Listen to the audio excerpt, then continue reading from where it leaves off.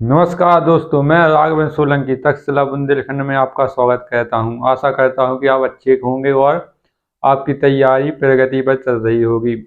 जो कि आपके इस पे हिंदी के कुछ चैप्टर करवा दिए गए हैं और आपके कुछ मोस्ट चैप्टर आपको कल बताए गए थे। आपके काल हो चुके हैं। जो काल आपको बताए थे 3 प्रकार के होते हैं आपके समय के हिसाब से, और जिस हिसाब से क्रिया होती है बाद में होगी या हो चुकी है या होने वाली है, तो आपके इसे भूतकाल, भविष्यकाल और वर्तमान काल आपके 3 प्रकार के होते हैं। और आज आपका नया चैप्टर शुरू होने जा रहा है, जो कि हिंदी में अपनी एक भूमिका रखता है, एक अपनी जिम्मेदारी रखता है। वह चैप्टर आपका संधि का है, जिसमें से आपका हर पेपर में 1 या 2 नंबर की संधि आती है।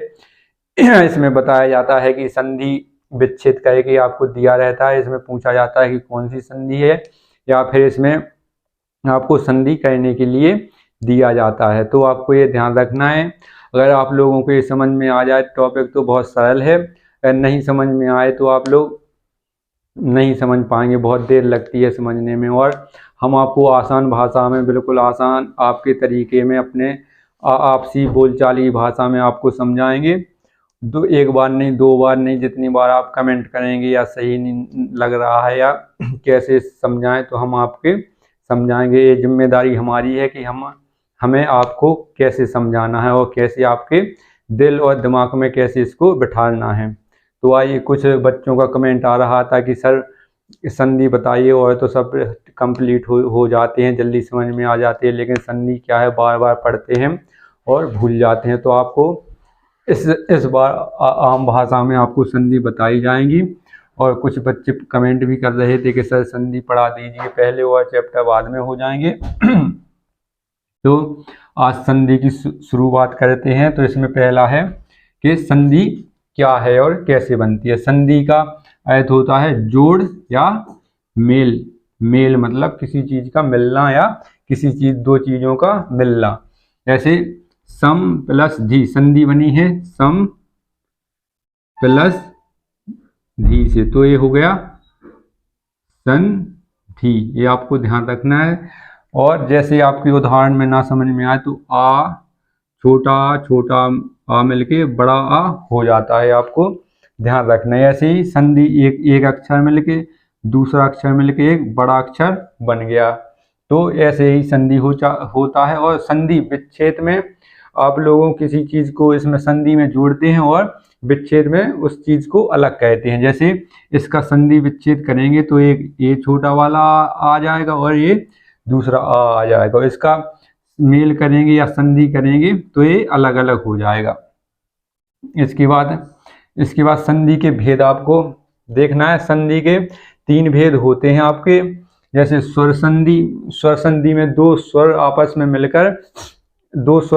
मिलकर जोड़ते हैं तो उसे संधि का निर्माण होता है, या उसे 2 स्वर अलग होते हैं तो वहां पर स्वर संधि का निर्माण होता है। इसके बाद है आपकी व्यंजन संधि, जहां पर स्वर या एक व्यंजन मिलके, जहां पर व्यंजन मिलके अलग होते हैं वहां पर व्यंजन संधि होती है। आपको ये ध्यान रखना है, या तो ये स्वर से अलग होती या व्यंजन या दूसरे व्यंजन से अलग होगा तो वहां पर संधि होगी, और या दोनों आपस में मिलेंगे, स्वर या व्यंजन मिलेगी या व्यंजन मिलेंगे तो वहां पर व्यंजन आपकी संधि होगी। इसके बाद विसर्ग संधि, जैसे विसर्ग संधि स्वर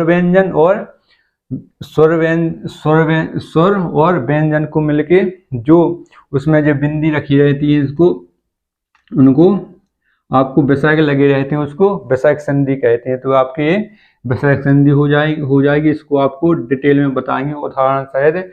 और इसके कुछ संधियों के, जैसे व्यंजन संधि में आपके कुछ नियम हैं महत्वपूर्ण, वे भी आपको बताए जाएंगे। जैसे आपकी स्वर संधि के 2 स्वर संधि के मेल से होने वाले परिवर्तन को स्वर संधि कहते हैं। 2 स्वरों के मेल से होने वाले परिवर्तन को स्वर संधि कहते हैं। जैसे कि हमने लिखा विद्या प्लस लय, तो ये आपका संधि विच्छेद है। तो ये यहाँ पर है आ, बड़ा आ, और यहाँ पर है बड़ा आ। बड़ा बड़ा मिलके हो गया बड़ा। तो ये आपका ए भी स्वर है और ए भी स्वर है। आपको अगर आपको वर्णमाला समझ में नहीं आई है तो आपको ये कठिन लगेगा ये चैप्टर आपको संधि वाला। यदि आपने इसके पहले वर्णमाला पढ़ी है, पढ़ ली है अच्छी तरह से और आपको अच्छी तरह से उसमें समझ में आ गया है तो आपको बिल्कुल इसमें कठिनाई नहीं होगी आपको संधि करने में।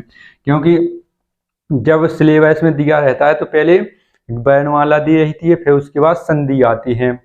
तो आपको वर्णमाला इसको विशेष रूप से पढ़ना है। कौन से सजातीय स्वर हैं, कौन से विजातीय स्वर हैं, ये आपको हमने डिटेल में पढ़वा दिए गए हैं और आपके इस वीडियो की डिस्क्रिप्शन में आपको इसकी लिंक दी जाएगी। आपने नहीं देखा है तो उसको आराम से जाके पहले देख लीजिए और फिर उसके बाद आप अगला चैप्टर संधि पढ़िए। क्योंकि अगर आपने वर्णमाला सही से नहीं पढ़ी है तो आपको संधि समझ में नहीं आएगी। क्योंकि आपको यहाँ पर कुछ लोग सूत्रों से रटते हैं, कुछ लोग ये करते हैं। आपको बिना सूत्र के, बिना आसान भाषा में बिल्कुल आपको बताया जाएगा कि संधि कैसे की जाती है। तो जैसे यहाँ पर राम लिखा है तो राम को अपन एक एक अक्षर में तोड़ें तो इसका पहले रा होगा, फिर आ होगा, प्लस फिर माँ छोटा वाला होगा, फिर आ होगा। तो इसका विच्छेद करेंगे राम का तो ये आपका पूरा आएगा। तो इसी प्रकार आपको संधि पूरे से आधार से बताई जाएगी। जैसे आपका राम है, इसके बाद आपका राधा है तो इसका संधि विच्छेद करेंगे तो राधा आ जाएगा और आ बड़ा आ जाएगा, प्लस धा छोटा वाला आ जाएगा और आ बड़ा आ जाएगा। ये इसका सही संधि विच्छेद है राधा का। तो आपको ये आसानी से समझ में आ गया होगा कि संधि कैसे की जाती है। ये आपको नहीं आया तो आपको वर्णमाला जरूर पढ़नी चाहिए। इसके बाद जैसा कि आपको ये उदाहरण में विद्या प्लस आलय तो विद्यालय हो गया। ये आपका स्वर संधि है। यहाँ पर भी बी, यहाँ पर बा आएगा, छोटी ई आएगी, प्लस फिर उसके बाद धा आएगा आधा, फिर उसके बाद बड़ा आ आएगा। तो आ मिल के यहाँ से बड़ा आ उठेगा इसके शुरुआत से तो बड़ा आएगा और यहाँ या आएगा आधा, फिर आ आएगा, ला आएगा और आ आएगा। इसके बाद जो यहाँ पर मेल हो रहा है संधि के लिए या अलग हो रहे हैं विच्छेद में आपको दिख रहा होगा तो ये आपस में मिलके विद्यालय आ बड़ा का निर्माण करती है। यहाँ पर बड़ा आ बन जाता है, आपको ध्यान रखना। और स्वर संधि के 5 भेद होते हैं, ये आपको ध्यान रखना है। इसको 5 भेद आपको अगली वीडियो में इसमें तो नहीं हो पाएंगे, छोटा व्हाइट बोर्ड है। इसके बाद जो अगली क्लास आएगी उसमें आपके ये 5 करा दिए जाएंगे। इसके बाद आपकी व्यंजन संधि और विसर्ग संधि आपको संपूर्ण करा दी जाएगी। इसमें थोड़ा थोड़ा देख लेते हैं। इसमें दीर्घ संधि में आ ई उ, जैसे आपका ये आपको इसमें ये ध्यान रखना होगा सजातीय व्यंजन वे कहलाते हैं जो कंठ से बोले जाते हैं। जैसे एक ही जगह से बोले जाते हैं वे सजातीय व्यंजन होते हैं और जो एक दूसरी जगह से बोला जाता है उनको मिला के बनता है तो उसे विजातीय व्यंजन कहते हैं। जैसे कंठ है, कंठ से आ बनता है और ये आपको स्वर बता रहे हैं। स्वर आपके 11 होते हैं, ये आपको ध्यान रखना है। ये आपके स्वर के बारे में बता रहे हैं। एक छोटा वाला आ कंठ से बोला जाता है आ, और बड़ा वाला भी कंठ से बोला जाता है आ। तो कंठ मिलके हो जाएंगे आपके सजातीय स्वर। मतलब सजातीय मतलब एक जगह से बोले जाते हैं। इसके बाद आपके तालब्य में बोला जाता है ई और ई, तो ये भी सजातीय स्वर है क्योंकि तालब्य में छोटी ई भी बोली जाती है और बड़ी ई भी बोली जाती है। इसके बाद है ओष्ठ, ओष्ठ से ऊ बोला जाता है, छोटा ऊ और बड़ा ऊ बोला जाता है। तो ये भी सजातीय स्वर है। सजातीय स्वर क्यों है?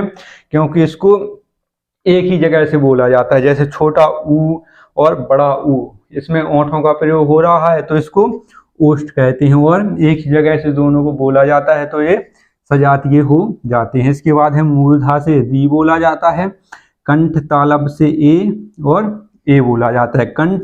कंठ आपको बताया है आ, तो ये हो गया आ, और तालब का है ई, तो ई बन के ये हो गया।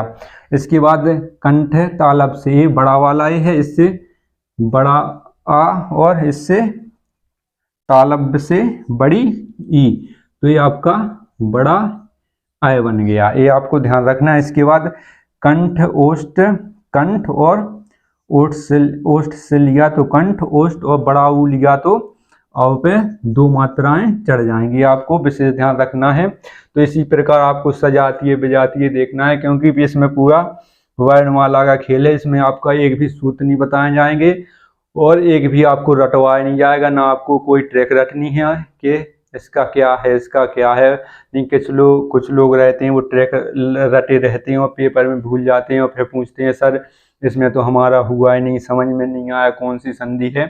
तो आप लोगों को आराम से समझना है, इसमें आपको आम भाषा में बताया जाएगा बिल्कुल।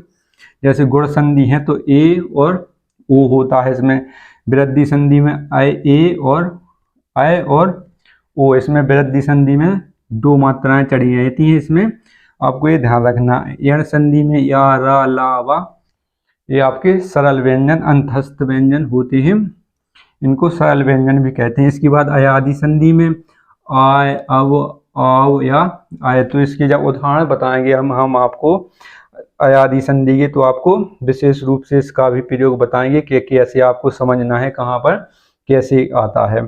तो आज के लिए इतना ही। आप लोग, हमें आशा करता हूँ कि आप लोग समझ चुके होंगे इसको अच्छी तरह से, और इसके बाद आपको इसके विस्तार में बताया जाएगा, जो कि आपकी दीर्घ संधि नहीं, स्वर संधि 5 प्रकार की होती है। उसमें दीर्घ है, गुण है, यण है, अयादि है, अयादि और वृद्धि संधि, इसको विस्तार से बताया जाएगा, उदाहरण सहित बताया जाएगा। और इसको लगातार देखने के लिए, निरंतर देखने के लिए हमारे चैनल को लाइक करें, शेयर करें और सब्सक्राइब करें। जय हिंद दोस्तों।